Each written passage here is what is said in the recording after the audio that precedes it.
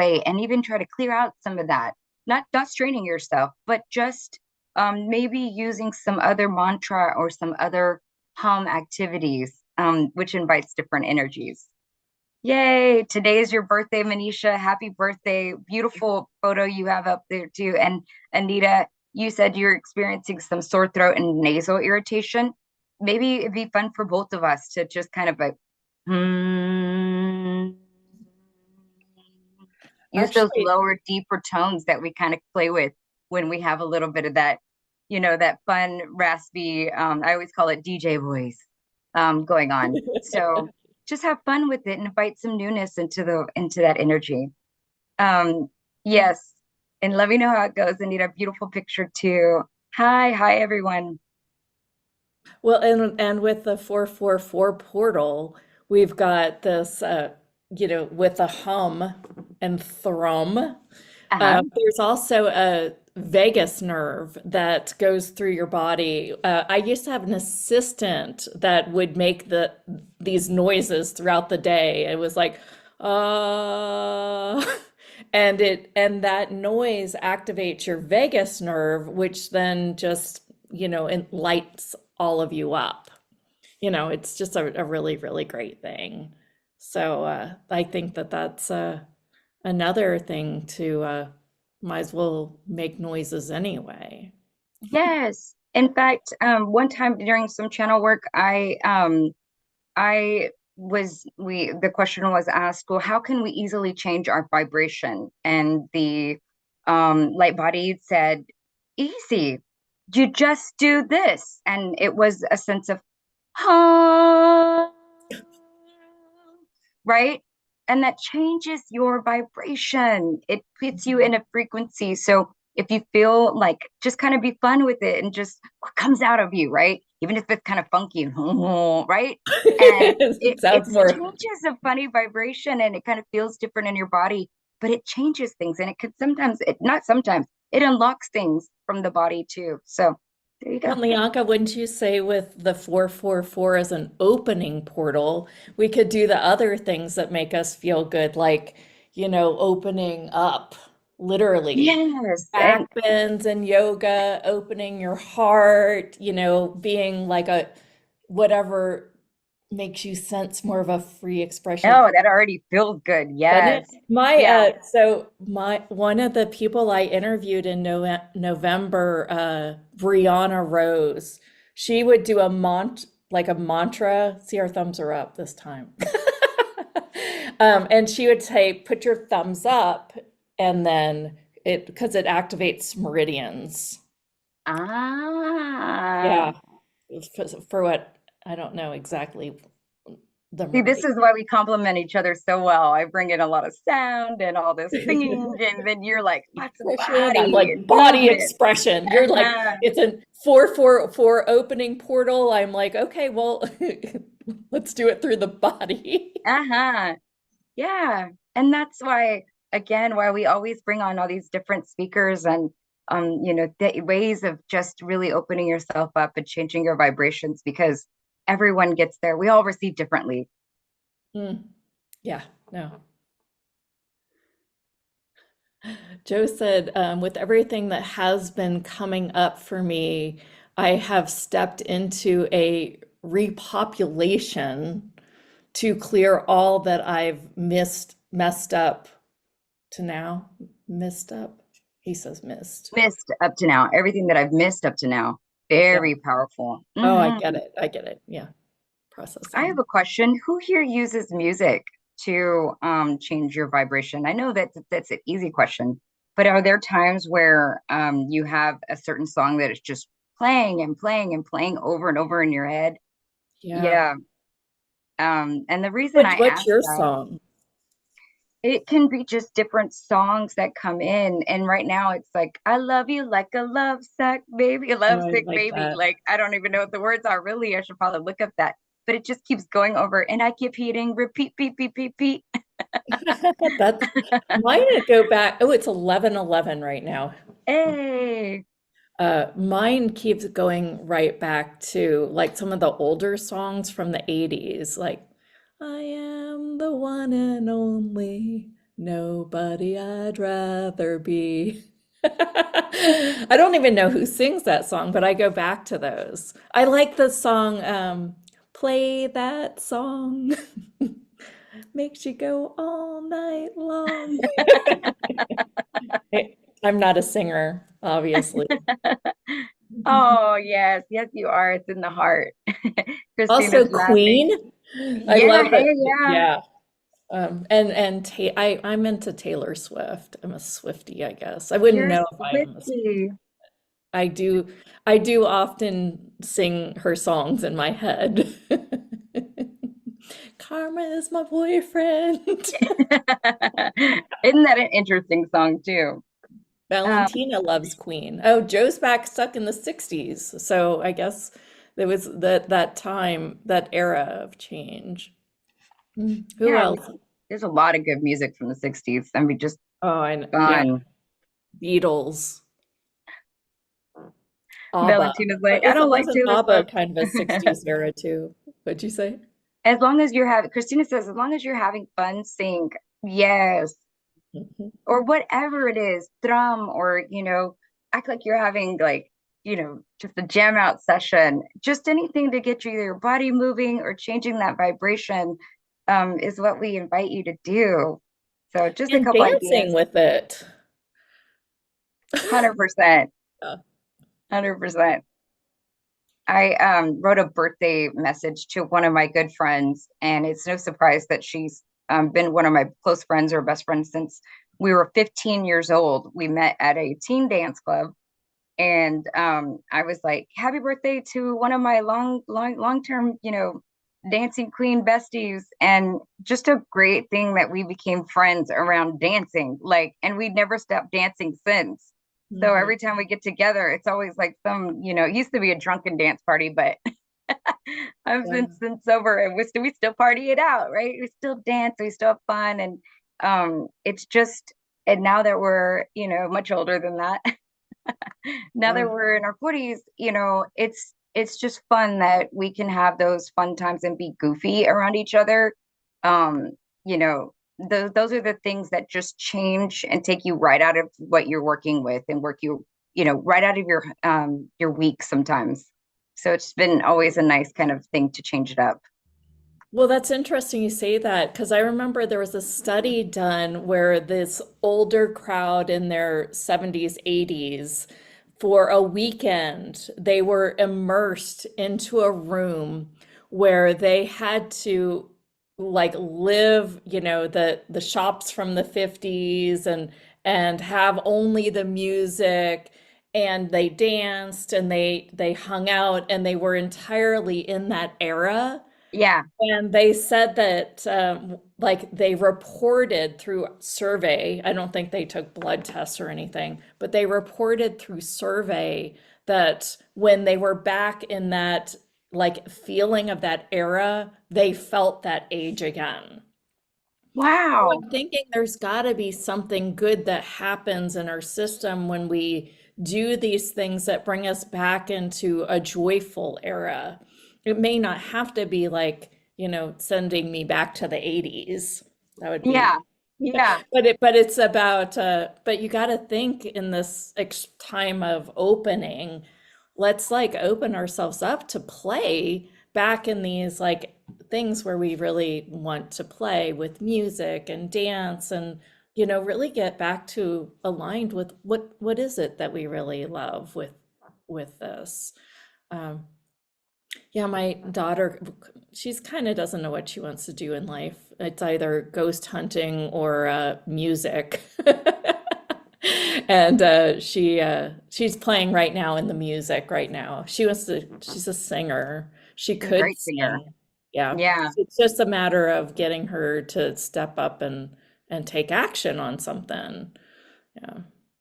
So, Joe says it's in all frequencies. Valentina says, I use headphones and bebop around. Right? I mean, golly, like it just transports you. And think about the word transports you. So many times we're doing things to, be in trance meditation and to we get outside of ourselves, but use our bodies, right? We're having this experience. So those are very, very magical things that we tap into. And I just invite all of us on this call, like, make it a point, promise me. No, you don't have to make a promise or any oaths or anything, but that you just take Vow that you'll do this. vow, right? Sorry, I don't want to solidify anything for you, um, but that you're just gonna take a couple moments to just I don't care if it is just jump up and down and make yourself laugh. If that's all like you can manage to do today, then do it, please. But if you can throw on a song and just jive with it for a little while, do that too. Anita says music can miraculously shift people experiencing Alzheimer's or dementia. The impact on the brain is incredible. That's Yeah, cool. That's yeah. very cool. That's yeah, love that. Oh, enjoy the 4-4 energy. Open it up. Yep. Well, and with the eclipse coming on Monday, I think I did a little homework, some Googling on how, these various energies can support the body and things like that. It's a lot about, it's like being squeezed from how I read it. It's sort of like your past and your future. Like if you're in the past and you're a little, like I think of the past with people that just stay there are a little depressed all the time, maybe a lot depressed. And then if people are worried or anticipating the future, they kind of often have anxiety. And I Mhm. kind of feel like right now, like all the gunk from the past is coming up, so you're going to feel a little depressed. And all the gunk from the future, this is just my theory, it's going to cause you a little anxiety. And so both those energies are going to mesh together, and you're going to feel a lot of depression and anxiety together. And I feel like the formula for this is to get really, really present, get really, really in your body, Yep. hydrate, watch your food so that doesn't take you off too. But that's what I sense from this. And then what I read with the materials to support it, I was like, mm-hmm. So it's really all about getting back to being really present. So wouldn't you say the empowerment there is knowing that's going on or that Yep. could go on, Acknowledging it. and that now we can be, now we have a tool for it, which is really finding that presence and even the joy, right? Using your body and your music to balance you and to bring you back into the moment. Now that you know that that's what's going on, Yeah. because it can feel uneasy if you don't know, like you're like, oh, it's coming at me from both ends. Yeah. Right? It's, you might feel squeezed if that's the energies. And having that a little bit of having that awareness really gives you back that power. Yeah. And next week, after you've been squeezed for over the weekend, we'll be back to help you. That's right. We'll be back the next day so we can help integrate those energies, bring back to presence, and we'll do a little bit of meditation and grounding there. Yeah. And I'll do Yeah. some music work. And Joe said, and that this is a good point. It's like, and then it will balance, right? So, Uh-huh. yeah, Yeah. yeah. I mean, It's actually very and then transformative. you've also spent 5 days practicing being really, really present. So, wonder what would happen if you're more present in your life for the rest of your life, just from the practice of presence. It's when I was studying hypnotherapy, one of the people said to me, "Well, Jenna, if the only thing you do is reduce somebody's stress." Because I'm like, well, what if it doesn't work for some people? Like, there was like kind of this yapping in the back of my brain. And he said, well, if all you do is reduce somebody's stress, haven't you actually done some greatness? I didn't love the answer, but I thought, yeah, most definitely. And So, if you think about how doing that for one affects all, and yep. it permeates throughout even that one person's day, but truly it affects all, right? Mhm. But even if you look at it from just the earthling perspective, if that one person has reduced stress, how is that person going to interact in the world differently, right? Right. And then every person that they encounter would then receive them differently and won't also receive their stress. Correct? Mhm. Yeah. Yeah. And so just by doing that one act of reducing one person's stress on that level, it then permeates more throughout the world. Right. But even on a conscious level, then you would have reduced the stress for us all just by that tiny bit of magnitude, whatever it is. Because as And we do for one, we do for all. yeah. Yeah, and I don't know. I guess I feel like even if you just go from a high beta brain state, even if you just go to a low beta brain state, you still have more access to your subconscious. So you're not just choosing Oh, from yes. reaction, Yes. constant reaction, because when you're in that high beta state, it's like only reaction. So it's like you have no other place to go but to react to your external situation. When you Mm-hmm. go into the alpha state, then you go in and you can change your internal landscape and operate from that internal choice versus this external reaction and responding to the world. Um, it's like, do you want to create your life from, reaction, or do you want to create your life by actually creating your life from your internal landscape? I just think that I mean, when I got that, I was like, that's so cool. It's so Yeah. cool that our brains can do that. Yeah. Yeah, that's a lot of choice. Oop, I Yeah. got some background noise, but Masami will be on in just a little while. And as we wait for Masami, I'm going to mute for just a second, see if I can get the And I, bells ringing. okay, cool. I'm kind of curious, do you guys have specific questions about the eclipse, about Mercury in retrograde that you want to queue up here for Masami? Like, is there something that specifically seems like it's going on in your world relating to this? I'd love to hear your questions about it. I was just going to write down something that Leonka said, and I totally forgot what it was. I guess it wasn't meant to be written down. Last time when I started taking zinc after the last conversation with Masami, and when I send out the replay, you'll get both of them. But I I guess I really like the way that she described zinc. So if you haven't heard it from her previous conversation, she was always like, it's the God drug. Where my son is like, oh, it's the worst thing in the world. It always makes me sick. And she said, no, it's probably his digestion that's making him sick. But I started taking zinc. I haven't really noticed some changes, but I haven't gotten sick. I'm just teasing. So I think it's probably got to be good for me, good for my immune system. I'm kind of interested in what she's going to talk about today because I don't know enough about the topic to talk about this topic. Yeah, But I think she's it's a fascinating. she's And interesting.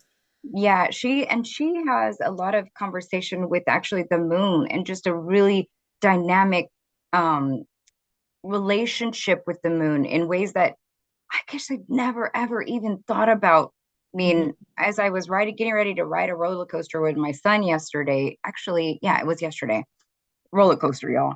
And it was right on the boardwalk and it was fun. And but I was thinking about the earth being a celestial being, and I was thinking about the moon also being alive, and I thought, just wow, wow, and how we're just a piece, a fraction of the beings or the pieces that make up the earth, and Mhm. that our interaction with the moon, even though we're not living on there, we rely, because I was out at the beach, so of course the tides and watching the high tide come in and going back out, and then of course the ups and downs of the roller coaster, and I really thought, our collective ups and downs, the roller coaster that we ride on an emotional level, also affect the celestial beings within our cosmos. And this was just big thoughts that were coming through and just examining them. And I didn't have to make any conclusions about them, but I was pulled out of my regular element, right? And just was looking down at a different from a different viewpoint. And I could see having a deeper relationship with even the moon, or at least acknowledging one in the way that Masami had asked us to do, can put us in a different way of receiving. And she receives information from the moon that is quite profound. So I'm really interested in hearing her conversations today too, as so many people are looking up to the stars. Yeah. And if Yeah. she's noticed anything different, right? If she's noticing, because I mean, everybody's talking about it here in the United States. Good Morning America. And I mean, everybody, the science guy is coming to Austin and, all that stuff. So, Yeah. Well, if nothing else, I do kind of want to get those glasses to go watch it. yeah, yeah, yeah, yeah. To Well, we've got experience some. it. Hmm. You could come to the Yeah. house. Right. I'm gonna go camp out at your house and You watch can. I think we're going to have some moon pies or something.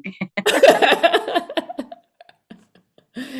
Are those like whipped cream pies, or is that like what the cartoons like smash up against each other's face? A They're moon actually pie? kind Oh, of, are those in the little wrapper that you called moon pie? That's funny. well, hello, everyone. Hello. So we're getting ready for Masami to join us in about 3 minutes. Yeah. And we've just got a couple seconds, but I also wanted to ask about how people interpret their dreams. One of my biggest things that I've been talking about is how I do lucid dreaming and I didn't understand. I think we got a little bit of unmuting. If you want to mute, Richia. Oops, sorry. Let me bring up that screen.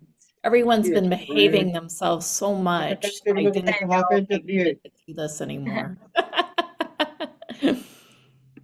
And so I I always believe in, I've always had these lucid dreams, and when I was younger, they used to scare me. And I remember my grandmother told me one time that my dad told her, because she used to paddle him, and he used to say when he was a little kid, he goes, "That's okay, because I can leave my body." And my grandma was like, "What?" And so I remember that stayed with me because that's how I felt whenever I would have these lucid dreams. So I Mm, imagine that's probably what my dad was experiencing and what my grandma probably was like, "What about?" Because so lucid dreams they feel very, very surreal. They feel almost like you're experiencing like real life happening. And it has been said that also that is the true reality, and where we are right now is the dream state. The true dream state and the real realities are the ones that we go out and we do in our sleeping time. And so as a I kind of make a pact, if you will, but not one of those oaths, with my guides that if they continue to send me the messages that they do in my dreams, that I'll write them down. And mhm. so I always have the craziest dreams when I'm away. And last night I had a crazy, crazy dream that I probably won't share right now. But the other one I thought was really funny was that I was trying to do burpees and I was getting down on all fours, right? So you have to jump up, get all down on all fours. And that my back legs kept getting tangled in some energy wires, like Uh-huh. actual like these kind of wires, right? And it was a whole bunch of them. Every time I would get down, and my foot would get tangled, so I couldn't get back up. And I That's thought, funny. my gosh, I was like, my guides know me. I was like, so as soon as I was telling my husband about my dream, I was like, that's got to be some symbolism. And I was like, of course, it's some symbolism. Either it's my brain is like saying I have putting all these roadblocks up for me not exercising probably since I've been here, and that's just a rewiring in my brain. So I'm getting all tangled about it. It's funny. I'm going to do a hypnosis for myself on really trying to get over like pulling back in my past. Does that make Mm, sense? Like, mm-hmm. because I've noticed that now I'm in like summit mode and interview mode, that some of the stuff that I used to be that wasn't so pleasurable, for lack of a better word, is kind of coming through. So I think Interesting. I'm gonna play with like what are some suggestions so you don't like go back to kind of some of the mindset pieces and some of the perception pieces that you have when you were back. in a different time. I don't know Yeah, how that came up when that's you humbling. Wow. entangled. Maybe that was the quantum entanglements talking to you. You're so in flow that you're actually entangled. Well, my that's a whole nother story, but yes, that also happens. Right? Yeah, like I will walk through doors and my purse has these little hook like these little hanging strings, and somehow it always hooks onto my door, and I'm like, oh, and I'm like, okay, I'm reminded about the entanglements. Or I'll be reaching down in my closet, and my closet's pretty packed because it's small, and I love clothes. And every time I kind of go down to grab something, it'll grab my hair, and I'm like, okay, I remember that as I do with when everything is experiencing. All right, she But I'd just like to rewire my entanglements some of the entanglements, so right? that I work out a little bit easier. Absolutely. All right, Masami, there you are. I'm going to pin you.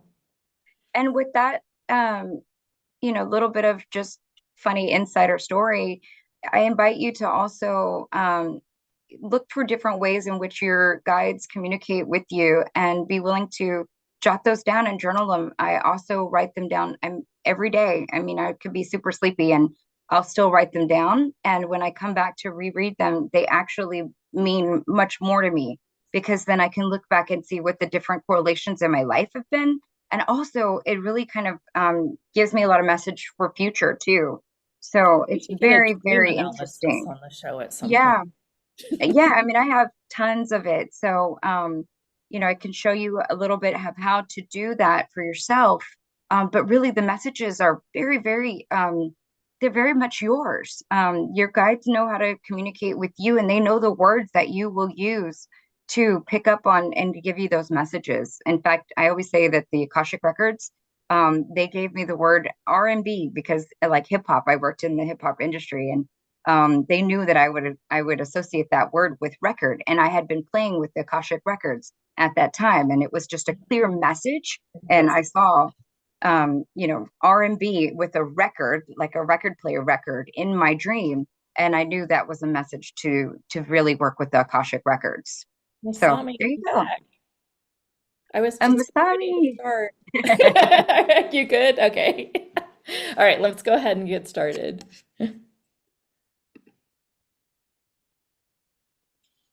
Okay, you guys. Hello, everyone, and welcome. My name is Jeneth Blackert. And I'm Leonka Reina. And this is the Hot Hustle. And today we're talking with Masami Covey specifically on the lunar eclipse and Mercury in retrograde, and really how to align, support, nurture the body during this time. I really feel like this topic isn't talked about enough. The more that I Googled and looked for things, I just feel like those of us that are really energetically sensitive, we need a little bit of guidance. So I feel like you are the one and only that might be able to guide us here. So welcome. My God, Obi-Wan Kenobi, you're Yep. my only hope. Well, So let's yeah, go ahead and talk about this. Let's start with the eclipse first, and then we'll go Mercury later. Um, what is it that we really need to know here to both like really bring in this beautiful eclipse and be a part of it, as well as how can it support our lives and our bodies? And I think that means all of our bodies, our astral bodies and our infinite, ethereal bodies even. Let's bring it all in here and see what comes through.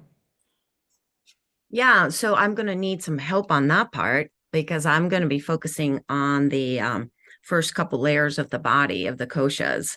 Okay. Um, because I'm all about the health and your physical, fleshy part of the body. That's what I get excited about talking about. So I will do that, and then maybe we can have a back and forth and see what we can come up with to support one another, because this is not just happening to one community or one state, right? This is happening all across the globe. So it's even you cannot see the total solar eclipse. That doesn't mean anything. It's happening to the global scale. So, and this one is called the Great American Solar Eclipse for a reason, right? Because it is going to span from down in Texas, down to Mexico, but it will go all the way up to Maine, so East Coast as well. And, I did kind of a funny thing. Well, not funny thing, but, this is how my intuition and my mind works is that I was called to look up the battlegrounds for Civil War. And some of these battles that were fought, really, the solar eclipse goes straight through that line.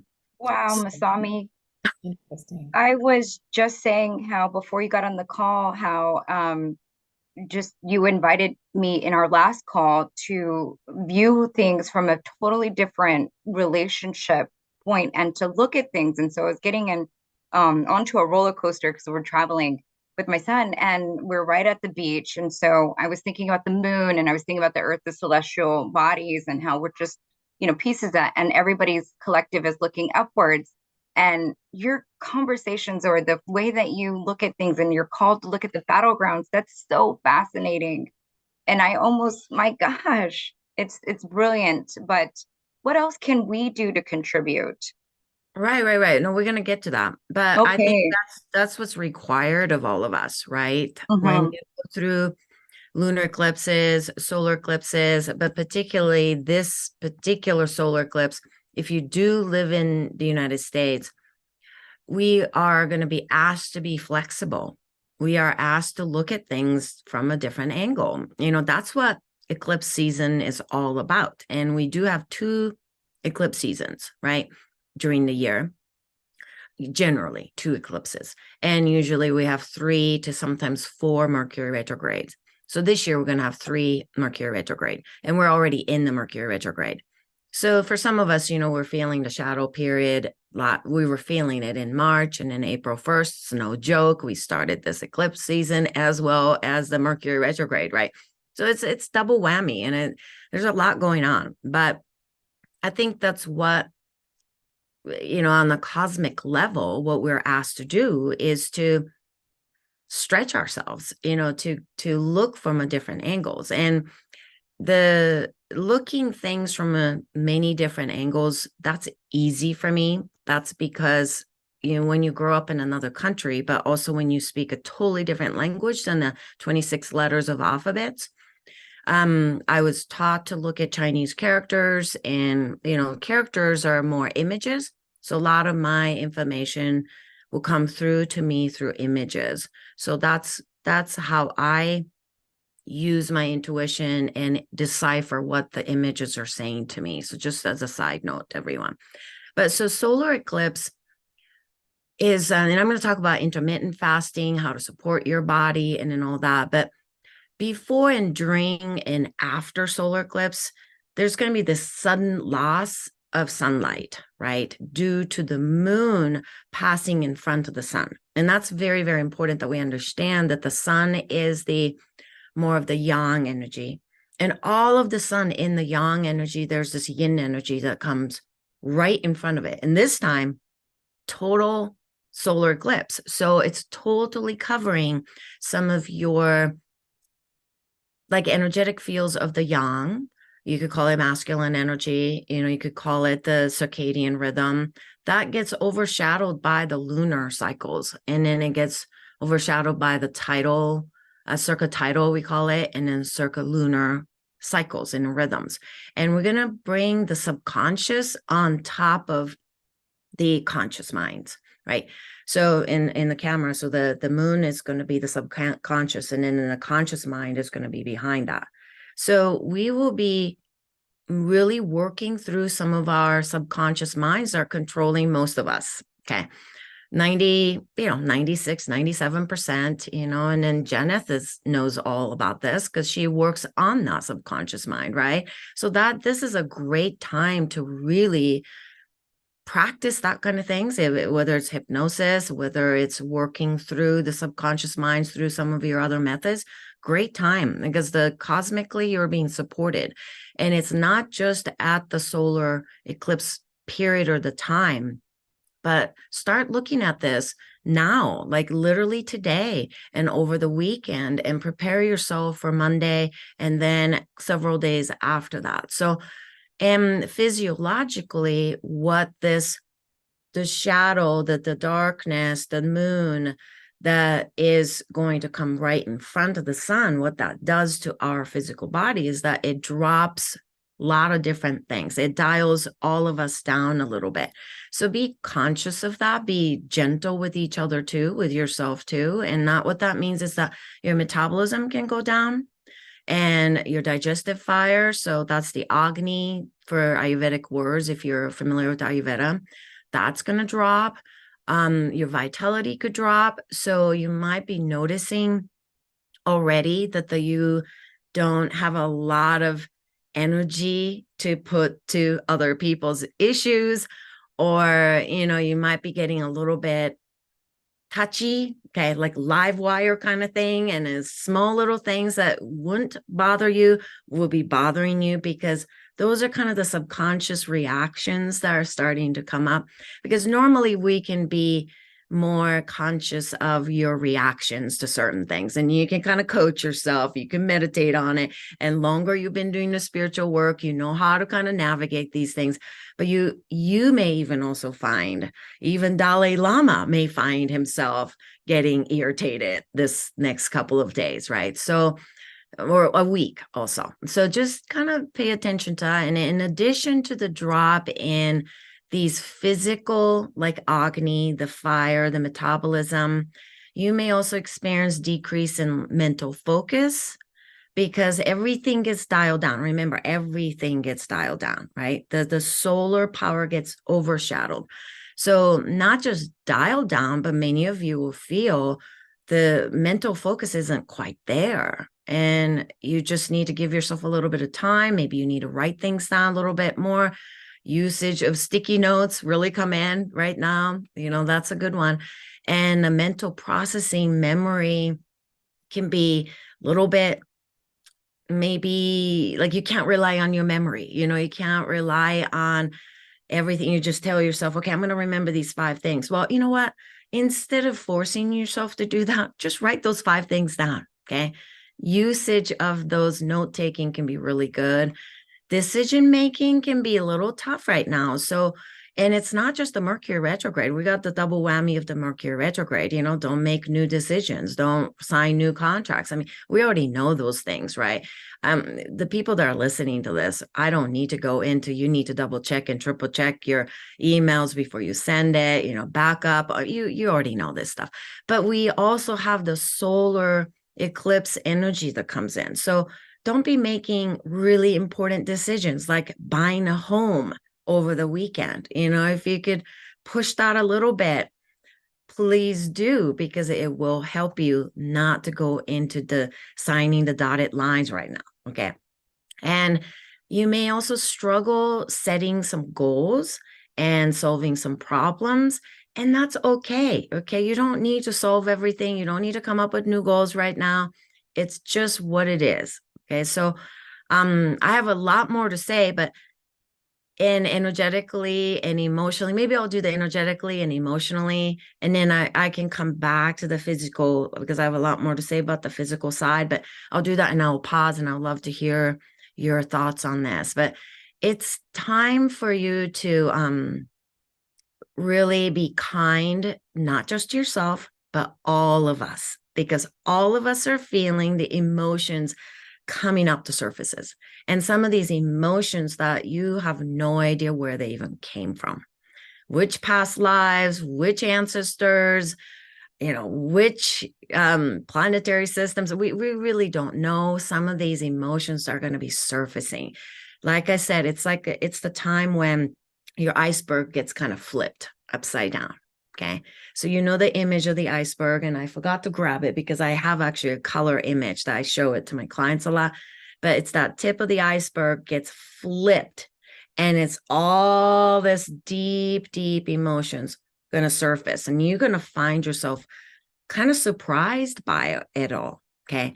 And some of you that are really wanting to control things are going to be really struggling. So just let go. This is a conversation we had last time, a month ago with this. It's that kind of the surrendering to what is, because what's happening on the cosmic level is so much bigger than what you can control. Okay. So hard to hide some of your patience, like you will lose the patience with your kids, or, your partners, or co-workers, or even like staying in line at Costco. I was like, oh my God, I'm losing my patience, So, and then I don't usually react to some of the emails that I receive because, inevitably my work is all about working with people's health, and people, if you're healthy, you won't be working with me, correct? Right. So most of the emails that I get are, these are the things that's not going well for me. These are the suffering that I'm going through. So I have to say 98% of my emails are generally, what do I do? I have all these issues. Okay. And this is the time that I'm openly asking my clients and people that follow me to send me some positive things that you are experiencing, because I could use that so that I can remain available for what you're going through, because we're all kind of walking on the thin ice. Okay. So I think that's really important to notice that, right? And you might find yourself, like I say, reacting to small things that you normally wouldn't. So you just let your family know that's what's happening, and everybody can hold the space together. Okay. And I mentioned that the live wire feeling, like easily triggered things. So imagine like a electrician came and fixed the lights, or, the wiring or something like that. And then he or she left that live wire. I mean, you wouldn't want to touch that because that's dangerous, right? So that's the kind of a buzzing feeling that many of us are going to be feeling for the next week or so, but especially Monday, Sunday, I would say Saturday, Sunday, Monday, it's going to be a little bit irritating. So notice if you're easily angered, easily overstressed and overwhelmed, maybe agitated easily, and you're going to feel like instability, because solar eclipses, can you just imagine? I just want you to imagine thousands and thousands of years ago, our ancestors, just maybe doing their day-to-day hunting and gathering and whatnot, right? And all of the sudden, they look up and the sun is gone, or they start to see the darkness come in. Okay. Total solar eclipses are amazing. You really need to, if you have a chance, please get the safety glasses, and you do want to experience it because it's amazing. It's truly life-altering experience. My husband and I have done that when it went through Colorado several years ago. But it's really scary. Okay. So our ancestors' thoughts and emotions of fear and this is the end of the world.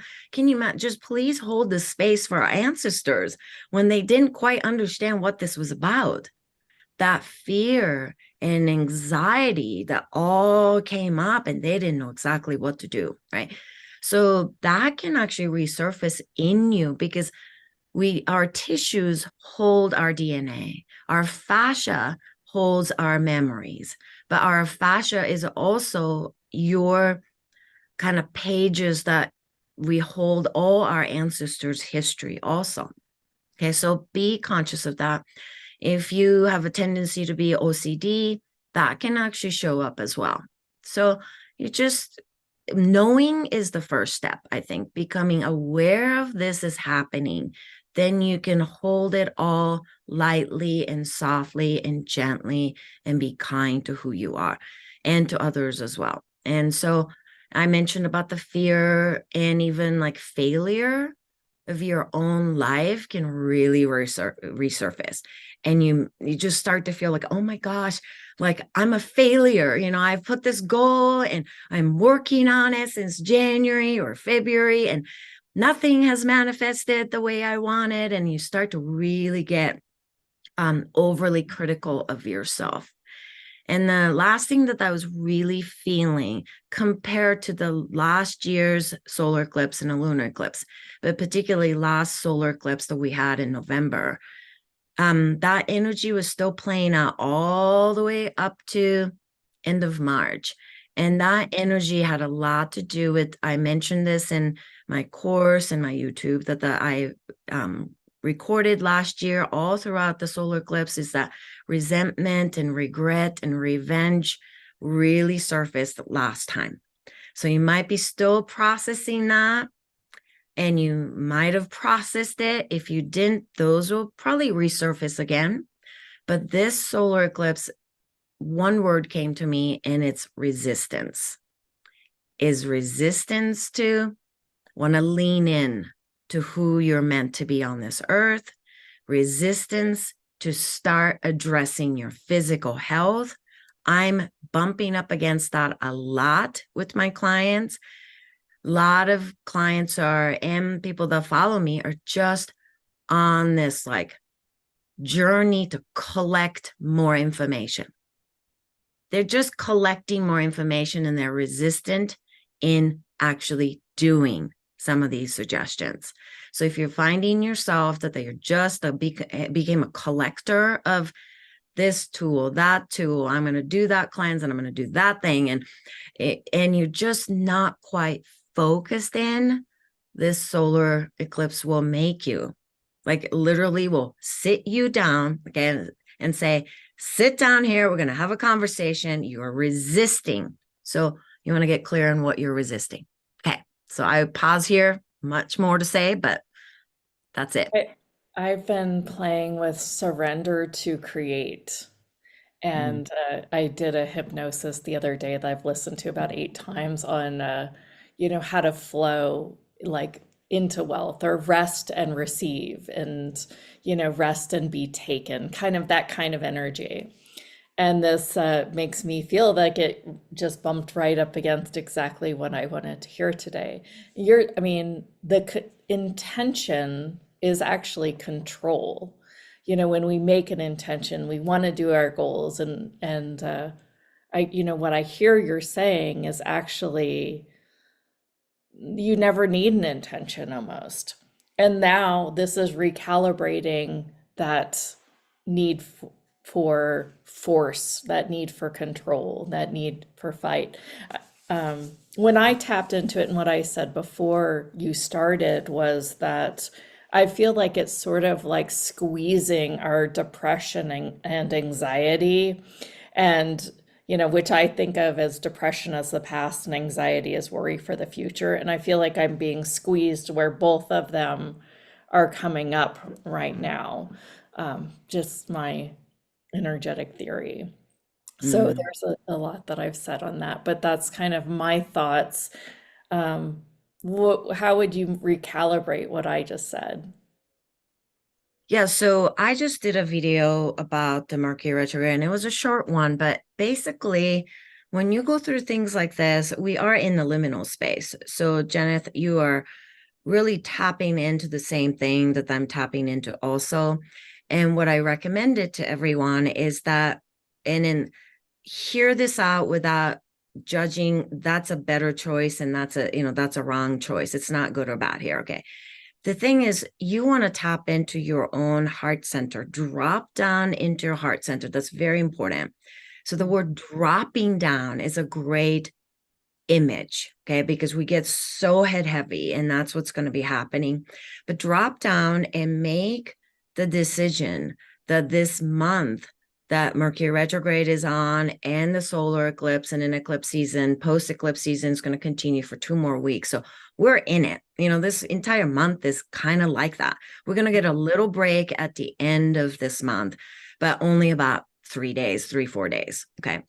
But during that time, you want to make a decision that says, am I moving forward in my life? Or is this the time, is this the month that I'm going to spend reflecting and reassessing and remembering some of the things that I actually need to revisit? And a lot of people just want to move forward. Okay. But then I've also met people that just want to keep reflecting and they don't do anything to move forward either. So this is when you have to stand in the liminal space and turn yourself around so that you can look at your subconscious patterns, just like the moon is doing for you. Okay. The moon is going to come and creates this big shadow or completely locks in the darkness so that you can face the light that is trying to shine inside. So at that point, you can make the decision and say, I am going to actually choose to move forward this month. Or for some of you, you actually do need to reflect. So we are given both choices. Cosmically, it's not like one is a better choice or the other. But I think when you live, particularly in the Western culture, and I'm going to bring up more of a United States. I know many people from all over the world is listening, but the United States, which is relatively a young country, we tend to have this tendency to want to move forward because we want to create more history in the future. Okay. Mm. And we don't do a lot of reflections. And I'm only speaking intuitively for people that live in the United States.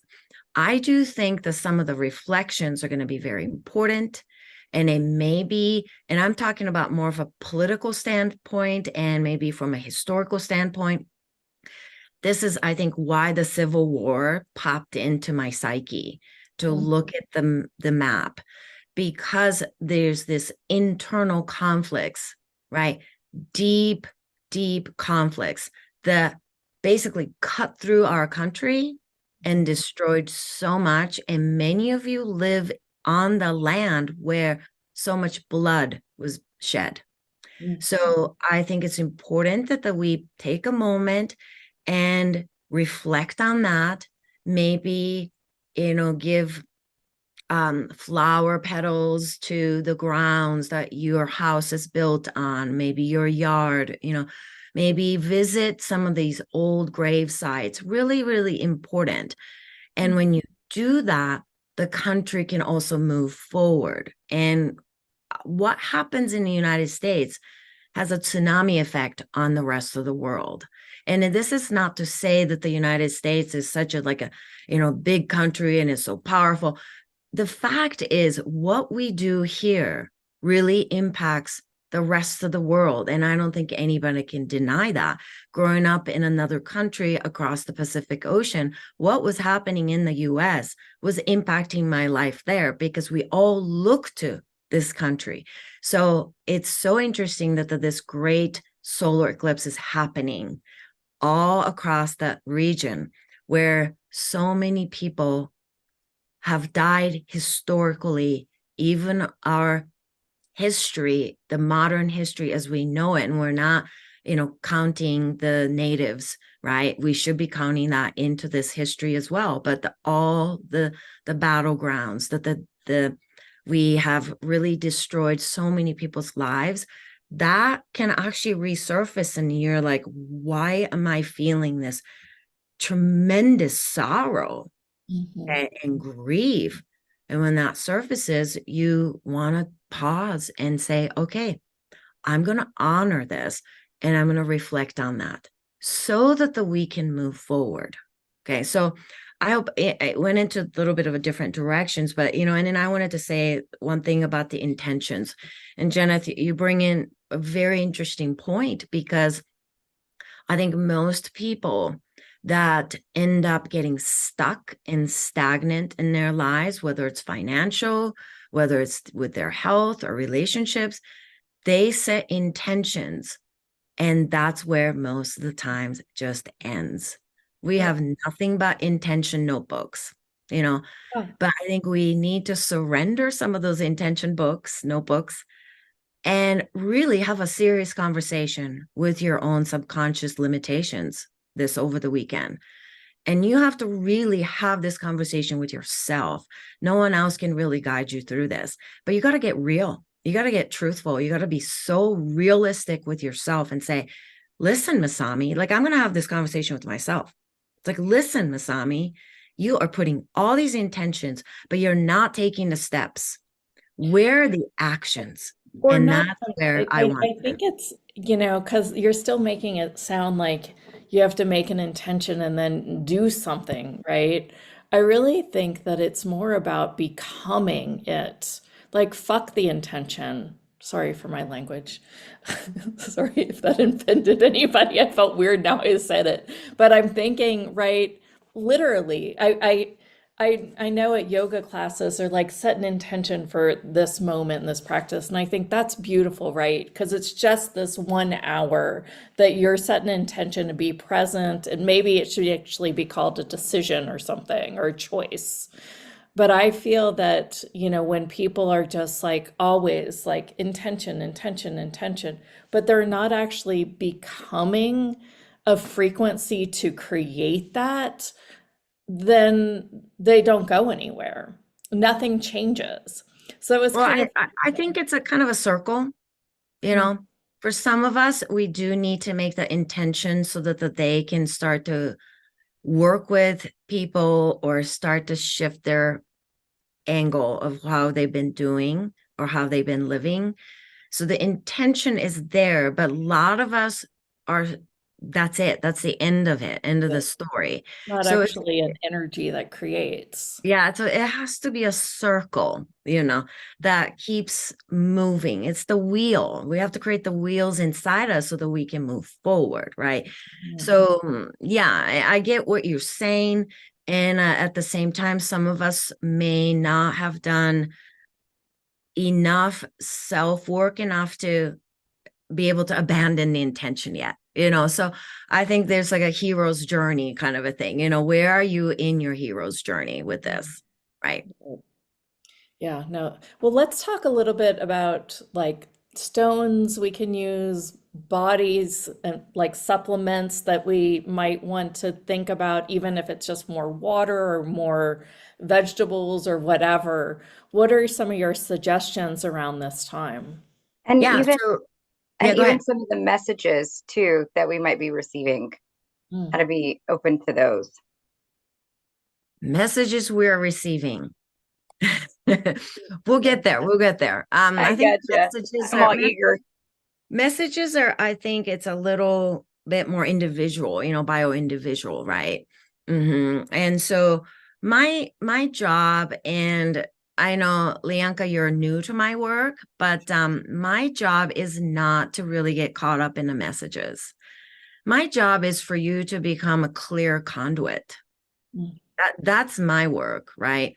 There are plenty of people that are channeling things and they're talking about it. They can do the pulling the oracle cards. I mean, I do them. I have several decks right here too, and I can channel things, but I'm able to do that because I take care of my physical body to make sure that Gotcha. I'm not stagnant, right? So Yes, I do understand what you're yeah, saying. that's what I'm more interested in it because Yeah. I'm not here to give you a collective message because I don't channel one thing, right?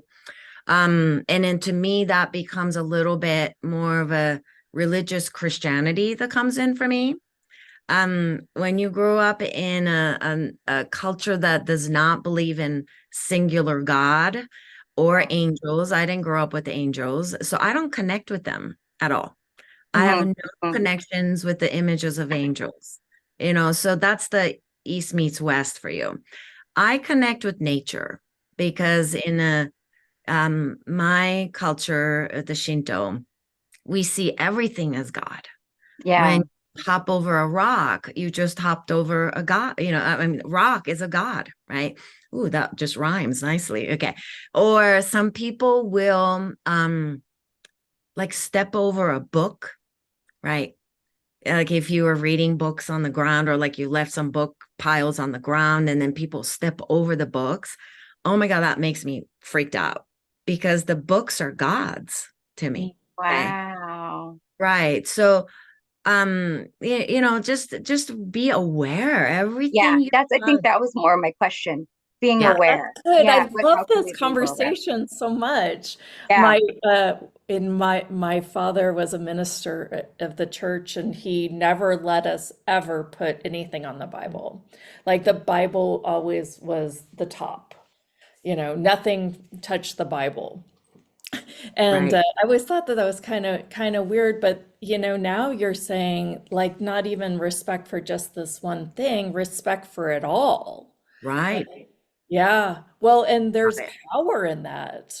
Yeah. Way much more power than just this one book, Right. So right? it's really not just about, let's go and you want to earth yourself and be barefoot and hug a tree. I mean, sure, those are all awesome things. I have also told people to do, be with nature, but nature isn't, I mean, when you look at the book, where did the book come from? It came from the nature. Nothing on this earth can be made without the all elements of this earth, right? So it's yeah, honor everything you can all the time. And one of the things that I talk about all the time with these kind of a cosmic level changes is that you want to make sure that your entrances are cleaned. Okay. Because Mm. many guides and angels, if you want to have angels in your mix, if you want to have ancestors, if you want to have tree gods come through, whatever, you want to make sure that your entrance are not full of your dirty shoes and socks and dirty doormats. Oh my God, dirty doormats drives me nuts. Okay. Those are like my least favorite things when I go to people's homes.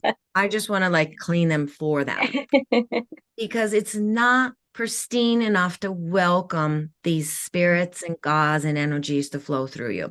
And all these Amazon boxes and piles of things that clear them out. Okay. So that's Okay. something you really, really want to do. Okay. So then I'm going to Thank come back you. to, so clearing not just your home, but this body is your home, right? So always think of it through that lens. And that's the work I do, is to come up with ways to clear and remove. And coming back to the solar eclipse is the time that I said that your metabolism can slow down because there's a sudden darkness, right? Sudden cooling. So think of yin energy that's coming straight into the yang energy and makes our bodies really confused. Okay. It's a very confusing time and stressful time for the physical body to go through this. So be aware. So that means you want to ignite the pitta energy. So those of you that know Ayurveda, this is the time to bring back your fire quality. This is the digestive fire. This is the time that you want to reignite heat inside you.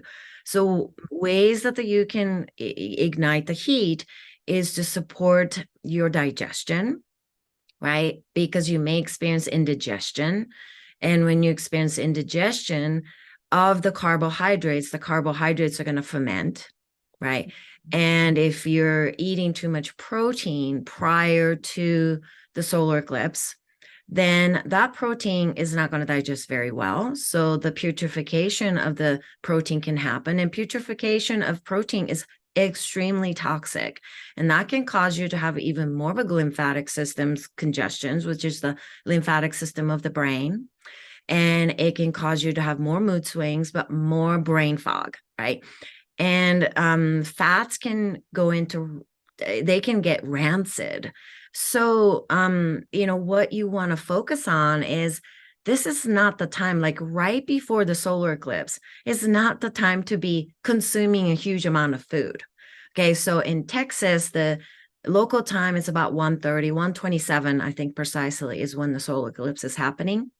And the Maine is going to move, right? So it's going to end around 3:30 or so around in Maine. Please check, double check your local time for that. But you want to be aware that the solar eclipse is happening around this time in your local time. And so during the solar eclipse, I don't recommend people eating food. Okay. Mm. No Because you're, moon pies. say it again.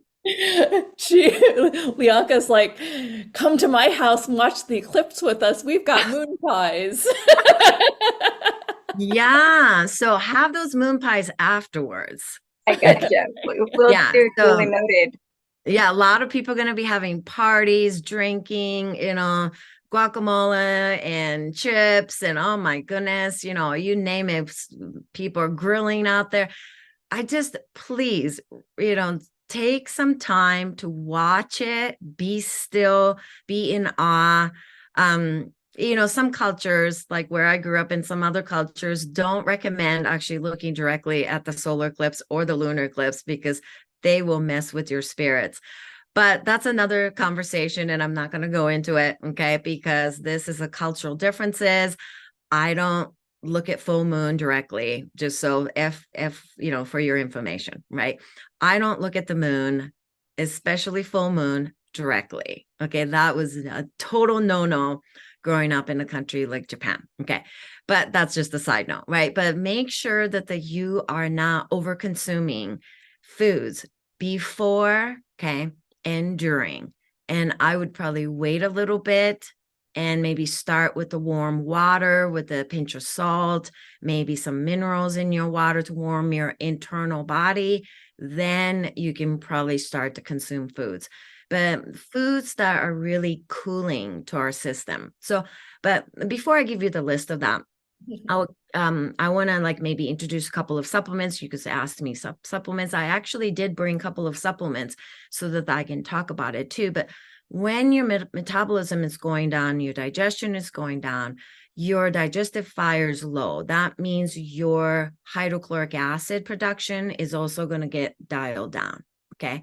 Remember, you go from the middle of the day to middle of the night, basically. That's what's happening to your physical body. So you want to support your digestion through using hydrochloric acid, betaine hydrochloric acid. And the one that I use is called the HCO Complete from Zorex. And the reason why I like this, and this works so well, is because it's got the extracted apple cider vinegar acid only, not the apple cider vinegar, everyone. Okay, I'm not a fan of apple cider vinegar whatsoever. Okay, people are taking them unless I have worked with you and there's certain conditions that could be helped by that, then that's a different story. But this is an extracted acid only part. So when you open it and you smell it, there's this beautiful smell of apple cider vinegar in here. So this is the kind of thing you want to use in order for you to digest the foods, the party foods that you're going to be eating after solar eclipse. Okay. Use that to digest, because if you don't, what happens is the undigested foods will make their way into the small intestine, and the small intestine is a very alkaline space. Okay, so it's pH wise is alkaline, so it's above 7.0 in the pH scale. But the foods that are undigested, if they make their way into the small intestine, which is happening to almost all of us, okay, it can acidify the small intestine. And that's really hard on that region. And that's going to acidify what's happening in your blood. Okay. Mm-hmm. And blood does not like to be acidified. That's when you are going to be, I know I'm going into total nutrition side. Sorry. Would alkaline water be something you'd recommend? So I'm absolutely against alkaline water. Okay. Zero alkaline water. Okay. So alkaline water is a gimmick. Alkalinization machines that people pay thousands of dollars to put into their water system, complete gimmick. Okay. So what about natural, like mineral-based alkaline? It's fine, but you have to support your digestion. Okay. Because the main problem is that the foods that you're not digesting is acidic. So these sludgy foods, the chyme, the things that's going through your system is actually originally a bit very acidic. Okay. So the acidity has to be turned into alkaline in the duodenum. But that cannot happen if your stomach is not acidic enough. Okay. So it gets a little bit too complicated, so I'm not going to go into it, but basically support your digestion. Okay. That's a key. And ask your body, I guess, should be put in here as well. Like, I mean, if nothing's going on, nothing's going on with you. So I feel like that needs to be put out there to ask your body as well. Like, what does your body need to support? I know. And Jonathan, you and I are going to have an interesting conversation around this too. So Okay, I think cool. I it's love both. these. It's both, right? It's never either or, right? It's both and. So here's the issue with asking your body. So I work with a lot of clients who will say, I've been muscle testing, because I do teach them how to do the muscle testing on themselves, right? But when their body is clogged up, lymphatic system is clogged, they're constipated for days on end, okay? And their skin is not detoxifying. Their lungs are not breathing deeply. And, lungs are huge in terms of detoxifications. I just want all of us to know that. And their brain is congested and they're muscle testing themselves. And I muscle test them through the Zoom call. And I would say, no, I'm getting a completely opposite of what you're saying to me. And then we do some clearing and we work on some things. And then I have them I test the supplements for them in my body. And then I have them tested on their bodies. Complete different things will happen. So ask your body, sure, up to a certain point.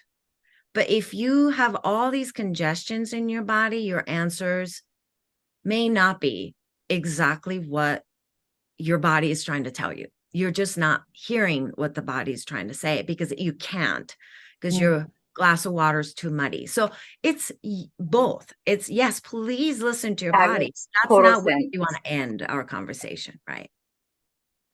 No, I love this. It's funny because my sister has cravings. And I was like, well, look what you've been eating. Like, of course, you're eating high fructose corn syrup, a ton of like soda and dairies. And, it's like, yeah, of course. She's like thinking her body is asking for more sugar when it actually is from the candida. So, Right. Yeah. I get that. And I get that that's just one example of it too. Well, and then that's a very important example because as we head into these solar eclipses and things like that, our microbes get excited, right? Parasites get excited. They get really thrown off also. And we have to remember that we have 10 times more microbial cells than human cells. So when we speak, we're not human beings having conversations ultimately. We're microbes having human experience. Okay. So, we ended at the, spirit having a human experience. Well, that's a great notion, everyone. I get that. And that's a beautiful poetic way to say that the human beings are spirits having spirits having a human experience. Okay. But I also would add another sentence, which is we are microbes having human experience. And Mhm. so we have to be contending with both and both, basically. And when the spiritual communities only talk about ascensions and light, and we just need to be light, and we just need to be, bringing in the light workers, and it's like, well, but that you as a light worker is full of microbes that need support. So when you get sugar cravings, it's not you per se, but the microbes that you've been feeding for the last 3 weeks have grown exponentially in numbers, and they are going to let your brain know to reach for more sodas and sugar. So where do you draw the line? It gets completely blurred. And so this is when you have to have a real conversation with yourself and say, I want to be this spirit having this human experience, but I also need to support my digestion. I also need to be aware that I am a host to a host of things. Okay. So that's that. And then take care of your small intestine, during the solar eclipse, because your SIBO issues may come up, your irritable bowel syndrome symptoms may come up. If you have Crohn's disease or other autoimmune conditions, that could get irritated. So this is why please don't eat a lot of food prior to. I actually tell all my clients, please don't eat anything about 4 hours before the solar eclipse, and not during the solar eclipse either. And I would wait a little bit, warm up your body first, then start to consume. But, obviously that's bio-individual. If you have, blood sugar dysregulations, you're diabetic, you may, you absolutely need to find ways to support your blood sugar, right? So that's not a blanket statement, but that's something that you want to pay attention to. So this is when I personally, and I recommend to my group that we do intermittent fasting before the solar eclipse. And what I do is that I stop eating about 6 o'clock or so the night before, and I don't consume anything till after the solar eclipse. And that can be very, very helpful. And usage of a pinch of sea salt in your water can be really good. This is something I grew up learning in Japan, is that the salt is a very warming mineral, and the salt has been vilified, especially in the Western culture, as, high blood pressure, you shouldn't eat salt, you shouldn't put any salt. I work with a lot of people that are salt-free diet. I mean, it's insane. If you taste your blood, you are the ocean.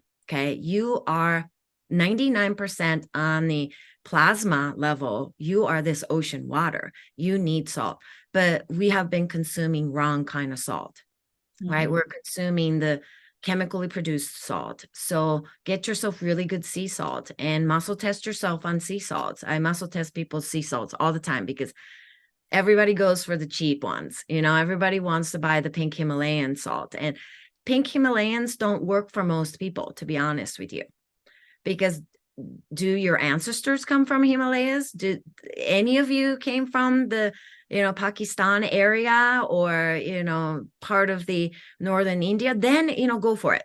Okay. I'm good with that. Okay. I do actually well with the pink Himalayan salt because I do have that background, the Mongols and the Great Plains of China. My family ancestors come from that. I do actually okay with pink Himalayans. But if you don't have those ancestors, you may just need to be looking at deeply into other salts. Okay. So those are, I'll just stop for a moment here because the main point is that please don't bombard your body with a bunch of foods, before and during. Yeah. Yeah, I think a lot of people have kind of concluded that the Himalayan sea salt is the best salt. And it's very tasty. So I actually currently use a Celtic salt, but and it literally was on a shelf that my body was like, yeah, let's get that. So sometimes I wonder with me just being kind of steeped in nutrition that and doing this that I'm clearer than I do think so, Jenna. most.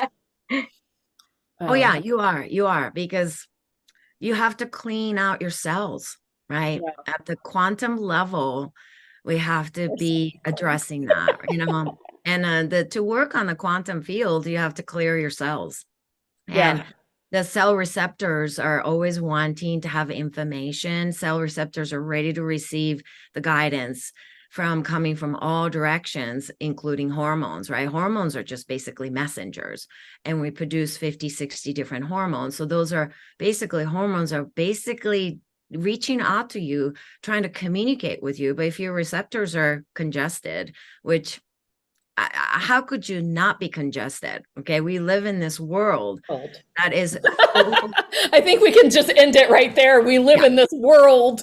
Yeah. So if you don't have receptor sites clearing and cleaning as part of your routine, you're going to have a hard time really hearing what it is that your body needs. I have this weird question for you. Mm-hmm. Do you agree, disagree? What are your thoughts on chakra clearing to clear out some of this mess? Oh yeah, absolutely. Absolutely. You want to do that. Mm-hmm. Okay. But don't end it there. But don't rely on just that. It's Yeah. everything. Right. Don't just end it there. It's and both. Right. Mhm. So, a lot of people do chakra clearing, and this is great. But then what are you waking up in the morning with? You do the chakra clearing and then you're drinking nothing but caffeine all day. So that's where Sometimes bodies like caffeine. And She said all day. I'm good with it. I love a cup of Joe. I love it. And I have nothing against coffee, because coffee is a phenols, polyphenols are really, really helpful for antioxidants and for aging, for gracefully aging. Coffee can do beautiful things. And coffee can be used in a way that it will surprise you. That's fantastic. Not just coffee enema, but there are many, many things you can use coffee for. So it's good. It's just, let's not do chakra clearing and the rest of the day you are just your doing body. things to harm your cells. Yeah. Yes. Yeah, great. Well, this has been a fun call. I know we're like coming up on the hour. Yeah. And I do Fascinating. want to talk about your special offer because it is very unique for one. And it's also very supportive of the body. So and I'd also like to take some caller questions. If you guys want to chime in on the chat, I'd love to take your questions as well. And Jeneth, can you go through my special offers on your side? I really need to take a moment and go pee. So Yes. Yes. I think Masami drinks too much water. I think she had to pee last time. I don't think it's anything. I think she just drinks probably the right amount of Right water. amount of Probably water, and it step takes up. every hour. Yeah. She's just really in tune with her body. And it's fascinating, right, Jeanette? I mean, you as a nutritionist, I do think that you're very, very clear in your messages. And you know my backstory. So I know I have some, I don't want to say work to do, but I'm inspired. I hope others are inspired too. Yeah, To don't you more think clear out their bodies. some of this stuff is just simple changes too? Right? I think that, I don't do everything right. I truly feel like we just need to make choices around what do we really, what are we okay with, maybe for the lack of a better word. As far as like I know I can overdo things, Me too. in a, eggs I mean, I don't know, I'm obsessed with morning eggs. And I just know, but I do know that my body's thinking, Jenna, this is a little too much. Uh, so I don't know. It's not enough that it's affecting me, but I am thinking maybe I do eggs less. And I guess if it's only an egg, I'm not too bad. It's not like I'm eating Takis like my daughter or those hot Cheetos. I'm like, "Oh, stop. They're I so can't." tasty though. at least the hot Cheetos, the United States finally said they're gonna stop making it with the food coloring number 5. Good. So Yeah. that's a good sign, And then speaking of the water, so I try to drink a lot of water in the morning. Not try to, but it's just what my body needs in the morning. And so the morning hours, no, I haven't peed for like 4 hours. So I have on my checklist to pee I had to before go. our calls. I mean, I literally do. But you can't overconsume water. If you're just like bored and sipping on water all day long, please don't do that either. Just be conscious, like when do I need it? Morning hours, you need to drink a lot of water. I think better to be bored and sip on water than be bored and sip on something else. Of course. I've done that. Or Cheetos, yes. Yes. I've done both. Let's go ahead and share your special offer real quick. And then if you want to take some questions, I'm happy to take some questions as well. I mean, you're just like such a wealth for this. And I just, I feel like you're the only person that can really speak to this in the way that you do, that really understands both the frequencies of it as well as the actual physical body with it. So, Masami, do you want to go through these 4 Yeah, different? so this course is probably the summary of what I talked about today. That please become the conduit of these frequencies in the world.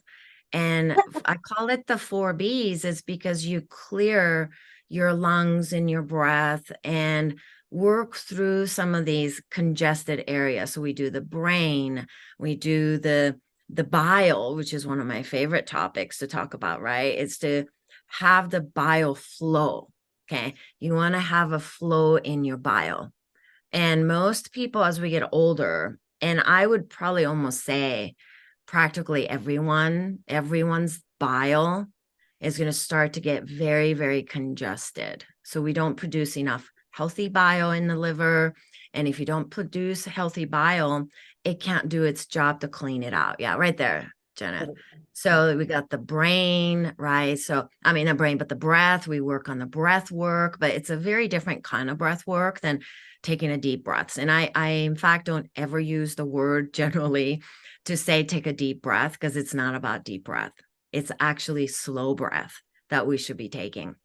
And I go into much more details about the breath and the brain, clearing the brain. So we go into lymphatic system. So clearing the lymphatic system, the brain. And when you clear the brain of the debris of your karmic energy, so you can see that including karmic debris, ancestral patterns and traumas and emotions, old thoughts and habits and more.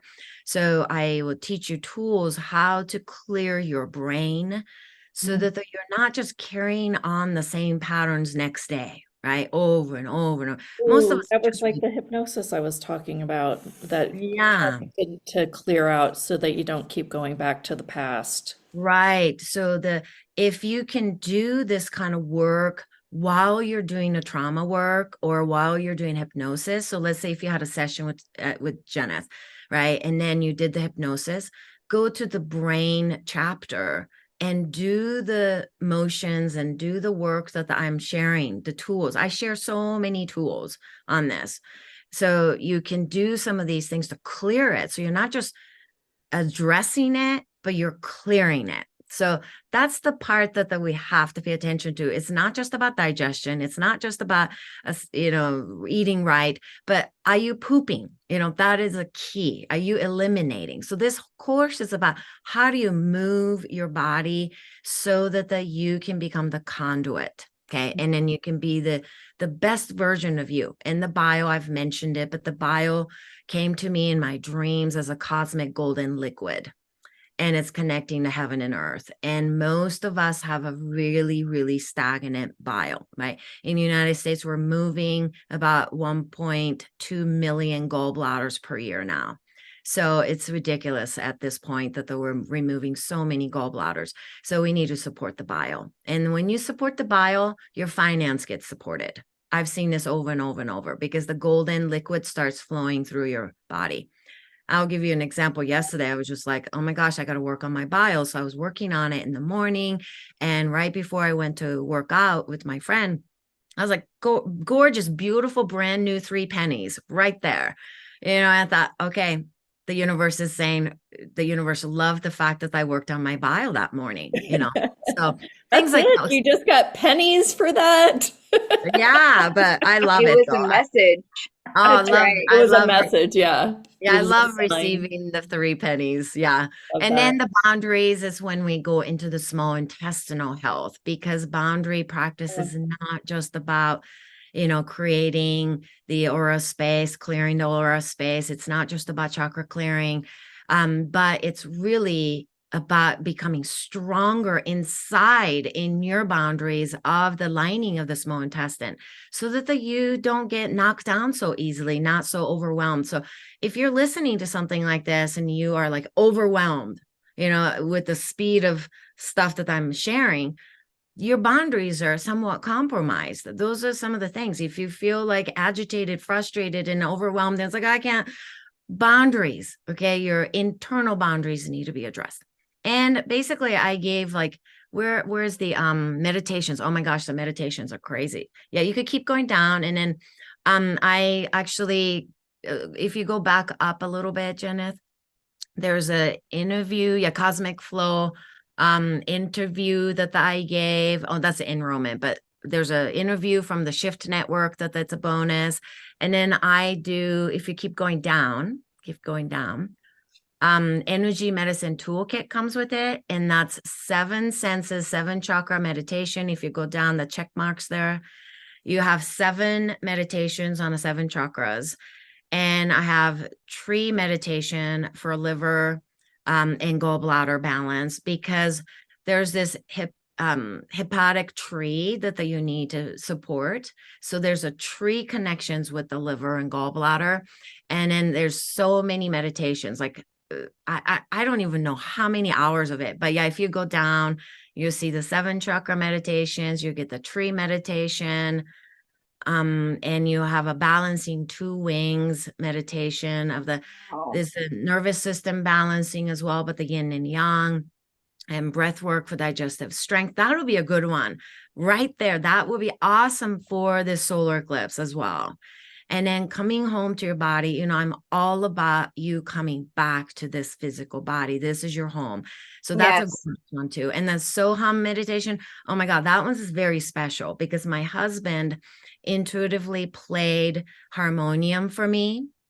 And I used his harmonium music and recorded my Soham meditation. And if you've never done a Soham meditation, oh man, it is so beautiful. It will shift who you are.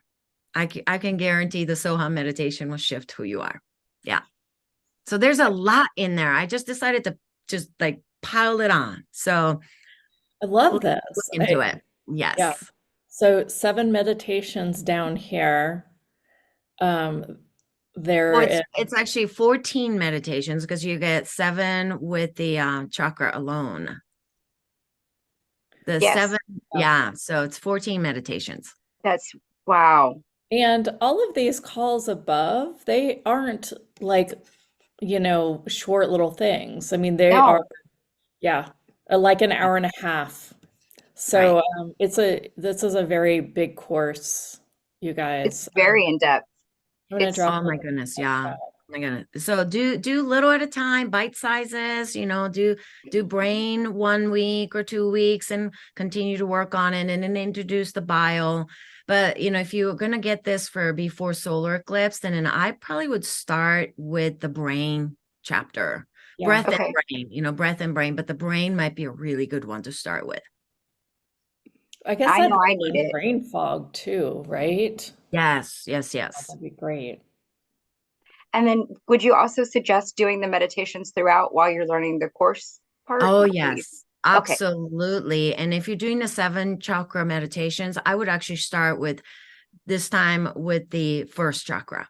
Because solar eclipse will flip you a little bit. It's very disconcerting, and it's like it's almost like a unbounding kind of thing. It'll make you not grounded. So the first chakra one will be great. And I go into senses, so meaning like different senses we have, like the sense of smell, sense of taste, sense of that's connected to your chakras. Yeah. Wow, beautiful. Masami, you're so profound in this. I don't even want to say this work. It's completely no secret. That you are gifted or have really tuned into and have listened and received and are open to receiving and sharing all of this information. Thank you so very much. Every time you come on, I'm just blown away. So thank you. Yeah. You're welcome. Thank you for that kind words. It means a lot to me. And I'm fully taking in because of the solar eclipse. I could use some of that. So thank you so much. And I wish I had better words to share, but that's the ones that could come out. You want to take a few callers, or are you needing to run? Oh, no, I'm fine. I just peed, so I'm good to go for next 4 hours. All right, you guys. I will take the caller. Yeah. Yeah. If you have a question, go ahead and raise your hand, and Masami will take your question. If you want to type it in, you can do that as well.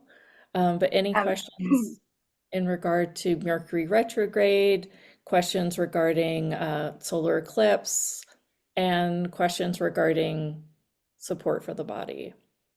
Right. And I just pulled one of the cards from Denise Lynn, and I'm just gonna look at that. That's just wonderful. It says delight. Oh wow, look at the sun coming through. Yeah. Yeah. And I'll read that bottom one. Everything in the It says, world. I delight in everything in my world, and divine joy fills me. So this is what we are here to experience, Mhm. especially during this eclipse season. And the Yeah. Mercury retrograde as well. And don't be afraid of Mercury retrograde. I see it as blessings. Mercury retrograde is a beautiful blessings. So, I do too. Thank you for sharing that. Grateful for everything. All right, Joe, Joe? do you Yeah. want to ask your question? thanks, Richard. This is going to sound like a strange question, but it's really actually leading in to all three things. So I'm going to start from back in August. I got this thing that came through to me. I've been sitting still for about 6 months. August was my birthday, and I got, you've been sitting still long enough. Time to move. So, because I had no real place to land, yeah, I scattered all over the place looking at things. That part, I think, has pretty much taken care of itself. That's here. Um, as I walk through it and listening to you, I was already feeling this back in August because what has started to come together, it started speeding up, speeding up, speeding up. And what I'm hearing through you is get this plan together before eclipse, equinox, and focus on that because if you wait, it's not going to happen. And I'm asking you if that sounds like the right track. It seems like it to me. That's what I'm hearing. Sounds like it. I got smile on my face, and I would say yes. So trust your inner knowing.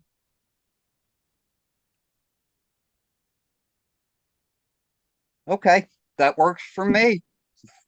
Excellent. Excellent. Now is the time. Yeah. In that Yeah. case. Joe, you have a tendency to kind of overthink it. So stop it. Okay. You're on the right Okay. path. I You're on know the that. I'm working with that too. That's yeah, in you're the on plan. you're on the right path, and you're on a beautiful path. So So as just I kind trust of it. tracked it backwards, what I got was this time around, when you jump in, you're either all in or you're all out. Make a decision before you jump. You mean during the solar eclipse, are you talking about? Everything, Oh. the whole spiritual thing.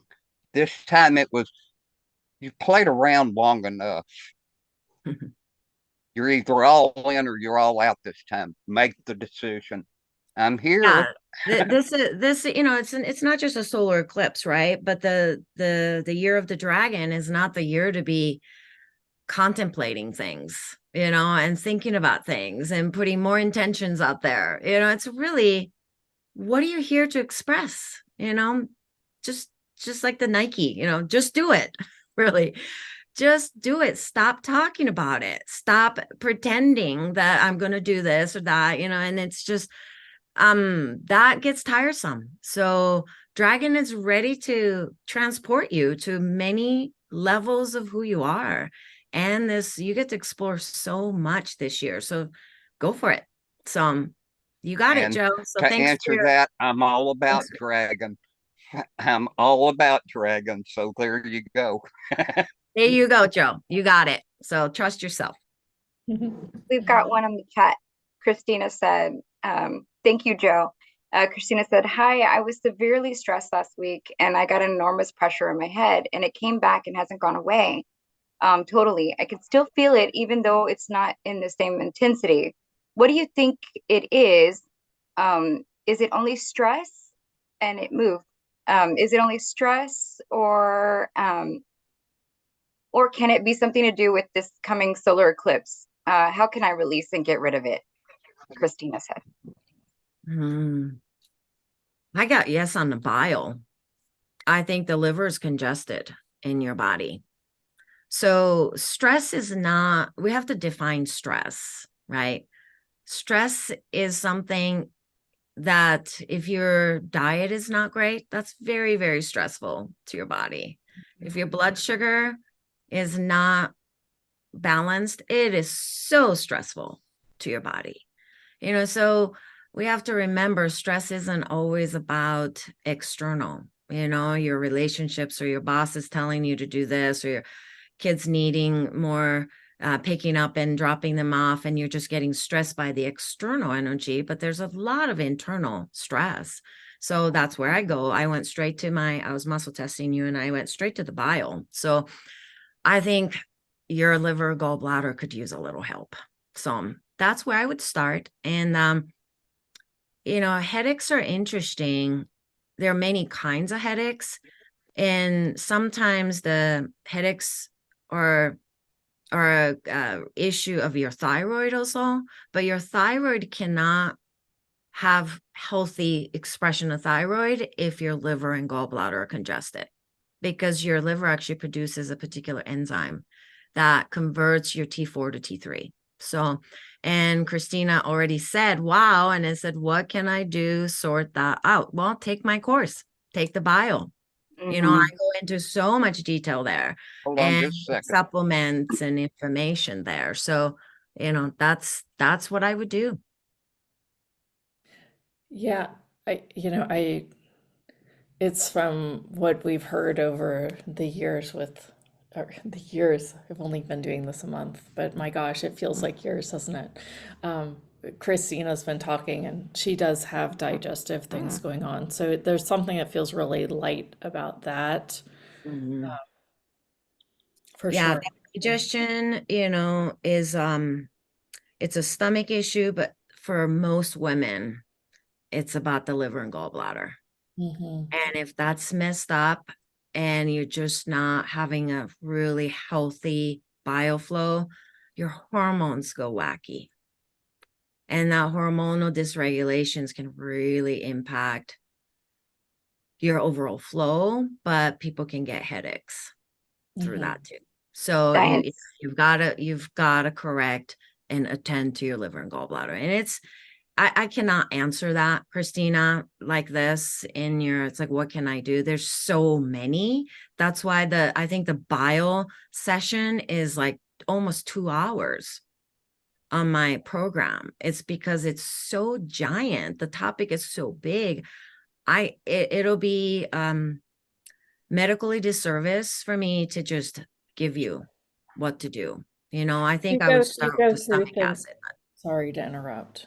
It's okay. Do you go through like prebiotics and probiotics and fiber and soluble fiber and insoluble fiber and all those things during that one? I mean, is that what's in that?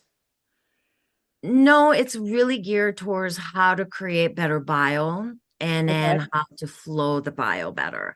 And if you don't have a good bile flow, you shouldn't really be addressing probiotics anyway. It's just going to make your gut bloat. And probiotics will have a major issues in your body. And then you'll say to yourself, I just can't do probiotics. Well, that's because you didn't address north to south. It's all about north to south, right? So it's not about taking probiotics. In fact, most people don't do well with probiotics because they haven't addressed the stomach or the gallbladder or the liver, right? So it's always downstream. So yeah, no, I don't go into probiotics, but I do go into ways that, even like the massaging of the gallbladder and liver, how to address the movements of the bile. It's very hands-on. Yeah. Oh, love that. I love that even more now. That's what I was like, I think I got this one pretty good. I'm a somatic practitioner at heart, right? That's what I did for years, right? Cool. I'm a yoga therapist, right? I'm a myofascial release, I need you in my life. Okay. I said that I'm all about, I have to teach hands-on techniques. It's not about take this supplement and do this. It's like, supplements are great. Supplements are wonderful. I love supplements, but you have to attend to your body using your own hands. So everything I teach uses your hands. We activate the hands and we place your hands in the right place, do certain movements and techniques to support your organs. So, and your brain too. When we do the lymphatic system, I teach you how to massage your brain. So, oh, I love that. Juicy, juicy. Yeah, no, yeah. this is an experience. This is like a hands-on experience. This Sometimes, is not pop this, yeah. pop, don't eat that, don't, eat that kind of a conversations. Had enough of that, right? Yeah. Yeah. Oh, Oh, yeah. Even better. Wow. yeah. Oh, See so if they, Christina says she had her gallbladder removed. There you go. So my intuition went straight to your gallbladder. I was like, her bile's not flowing. So there you go. When you have your gallbladder removed, you are going to really struggle with the bile flow. And that's why, and then I go into it in my course too, but it's one of my favorite topics, just so you know. I can talk about gallbladder and liver for like next 30 days and I will not run out of any things to share because I love that topic so much. And women need it because our gallbladder is so stagnant and sludgy. All of us. That's why so many people are struggling with hormones. right. Wow. Well, so I've worked with an acupuncturist specifically on those areas. So, I feel like there's another avenue too, like whatever you're called to. Right. Perfect. All right. Any other questions? I thought I saw one earlier. Yeah, I've seen there's a lot of comments here. Yes, Anita, you and I are thinking same, huh? Aren't we? Because she said, so important for hormones. Well, yeah, our last topic on menopause, I thought, well, here's another one that might be causing, it's sort of like it's like this, if things are good inside the body, then I think menopause goes pretty well. If things are disruptive in the body, especially the gallbladder and the liver, I think things start going like this very well. You Hero got has it. a question. Yeah. Hero says, and I think that's how you say your name. It says, "Hi, Masami. I used to, no. She said, I used to make a decision so easy, but now the last couple months, I'm very distraught. And now my throat is hurting for 10 days. What makes me feel so scared?" That's a good question. Yeah, it is. What's her? Oh, I'm reading that. What now? My throat is hurting. Makes me feel so scared. What makes me? Okay, so wait a minute. Okay, I'm not quite sure what the question is. Okay, so now my throat is hurting. Okay, what makes me feel so scared? I think I kind of answered that today's call, right? In a way that it's like it's an upside down experience right now. Eclipses are upside down, lunar or solar. It just throws us off completely. So, I think just really be aware of that fear that's coming up, right? But the throat center, and I'm not going to go down the road of fifth chakra and then you're not speaking your truth and all that. I mean, every other spiritual teachers will tell you that same thing. I think it's mostly that she feels like she was like on it, making decisions, and now there's this disruption in her decision flow that she's like hesitant, holding back. Yeah, everything isn't always progress, Life has ebb and flow. You're the only speaker that really speaks to that. So yeah, I'm a huge fan of ebb and flow. I'm a huge fan of the darkness and the light, and there's a seasonality to our lives. And it's like behind this question, if I were to put if I'm your spiritual guide, I would say to you that behind this question, there's an assumption that you're supposed to be able to make decisions easily all the time. And a life is not like that. The trees have to have the times it sheds its own leaves and flowers and all that so that it can go into dormant time and then it can start to bloom again, and that's what we have to get good at is to, like Leanka, you said you've been riding the roller coaster, but it's about getting good at riding the roller coaster and Yes. strap yourself in so that you're safe, but also have moments of, oh no, and to moments of wee, right? We're having both Yeah. oh no and wheeze. And that's when I hear questions like that, it's not really about what can I do, but it's more like, what can you not do? What can you let it be? What can you be a human being for a little bit and allow this bigger cosmic flow to get you to enjoy the roller coaster, because you're not operating your own roller coaster. We're all passengers of the roller coaster. Yeah. Bunch of love for you. Lots of Love for you. Yeah. Good. So Anita said, sometimes we're hanging on for dear life, and sometimes we throw out, we throw up our hands on a roller coaster. Yeah. Mhm. Right. That's Good what we are metaphor. experiencing. And And I it's think so, yeah, go ahead. I was going to say, I think it was so cool that I was thinking of you as I was getting on the roller coaster. Oh, that's funny. Yeah, Can I confirm all our emails? that's so funny because I mean, Janet said, it's like I might be the only person speaking about this, I and agree. that's why I wore the black and white today. It's like we are this, like we are a mixture. Yes. There are times to go inward, there are times to come out, and there are times you want to plant seeds, and there are times to just let things germinate. And I think better you can get in navigating that seasonality of your life, the more you get to enjoy the roller coaster ride. Yes.